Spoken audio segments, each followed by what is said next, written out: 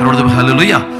എപ്പോഴും സ്തുതിക്കണം. എപ്പോഴും നമ്മൾ സങ്കടമുള്ളപ്പോൾ സ്തുതിക്കണം, സന്തോഷമുള്ളപ്പോൾ സ്തുതിക്കണം, അഭിഷേകം കിട്ടുമ്പോൾ എല്ലാം എപ്പോഴും സ്തുതിക്കണം. എല്ലാത്തിലും ദൈവത്തിന്റെ പ്രവൃത്തി ഉണ്ടാവും. ഹല്ലേലൂയ.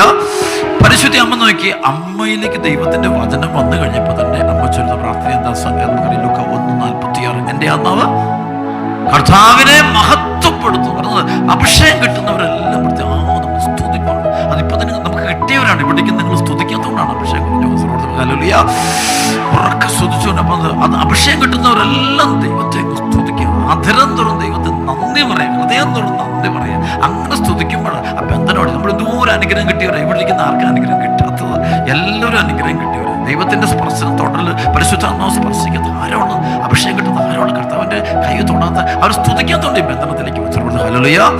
ബൈബിളിൽ പറഞ്ഞ ഉള്ളവന് നൽകപ്പെടും, ഇല്ലാത്തവനെന്ന്. ഈ ഉള്ളതെന്ന് വെച്ചതാണ് നന്ദി ഉള്ളവന് വീണ്ടും വീണ്ടും നൽകപ്പെടും, നന്ദി ഇല്ലാത്തവനിൽ നിന്ന് ഉള്ളത് കൂടി എടുക്കപ്പെടും. നന്ദി ഉള്ളവന് വീണ്ടും വീണ്ടും നൽകപ്പെടും, നന്ദി ഇല്ലാത്തവന് ഉള്ളത് കൂടി എടുക്കപ്പെടും. ഹല്ലേലൂയ. ദൈവം ചെറിയ അനുഗ്രഹങ്ങൾക്ക് എപ്പോഴും നന്ദി പറയാം, എളിമയോടെ നന്ദി പറയാം. അതെന്റെ കഴിവല്ല, എല്ലാം ദൈവമാണ്, ദൈവത്തിന്റെ മഹത്വം. എല്ലാ മഹത്വവും ആരാധനയും യേശുയ്ക്ക് മാത്രം കൊടുത്ത് അങ്ങനെ സ്തുതിച്ചുകൊണ്ടിരിക്കുമ്പോൾ തന്നെ പൈശാചിക പീഡകൾ, ബന്ധനങ്ങൾ, കെട്ടുകളെല്ലാം അഴിഞ്ഞു. ഹല്ലേലൂയ.